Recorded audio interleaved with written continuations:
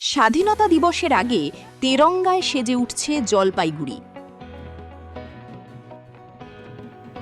স্বাধীনতা দিবস উপলক্ষে হর ঘর তিরঙ্গা কর্মসূচির অঙ্গ হিসেবে সোমবার জলপাইগুড়িতে আয়োজিত হল তেরঙ্গা র্যালি। স্পোর্টস অথরিটি অফ ইন্ডিয়ার সেন্টার থেকে জেলা শাসকের দফতর পর্যন্ত এই র্যালিতে অংশ নেন বিভিন্ন স্কুলের পড়ুয়া, শিক্ষক শিক্ষিকা, জেলা শাসক অদিতি চৌধুরী সহ প্রশাসনের আধিকারিকরা। উপস্থিত ছিলেন জলপাইগুড়ি সদরের বিধায়ক অনন্তদেব অধিকারী। আপনারা জানেন মাননীয় প্রধানমন্ত্রী হর ঘর তিরঙ্গা যাত্রা সূচনা করেছেন। সেই উপলক্ষে আজকে একটা র্যালি এখানে জলপাইগুড়ি জেলা প্রশাসন থেকে সেই র্যালিতে আমি আসছি। কি বার্তা দেবেন? হর ঘর তিরঙ্গা আমরা আজকে ৮০তম স্বাধীনতা দিবসের প্রাক্কালে স্বাধীনতা দিবসের সবাইকে শুভেচ্ছা জানাচ্ছি এবং স্বাধীনতা সংগ্রামে যারা আত্মত্যাগ দিয়েছেন, বলিদান দিয়েছেন, তাদের প্রতি শ্রদ্ধা জানাই এবং তাদের সেই বলিদান যেন অক্ষুণ্ণ থাকে এবং দেশের সার্বভৌমত্ব স্বাধীনতা রক্ষা হয় এবং সম্প্রীতি রক্ষা থাকে, সেই চেষ্টা করছি। আমরা সবাই সেই বার্তা দিচ্ছি।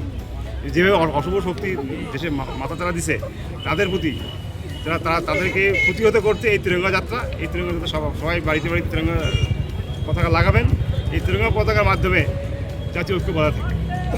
জেলা শাসক জানান, স্বাধীনতা সংগ্রামীদের অবদান নতুন প্রজন্মের কাছে তুলে ধরার পাশাপাশি ঐক্য ও সম্প্রীতির বার্তা দিতেই নেওয়া হয়েছে একাধিক কর্মসূচি।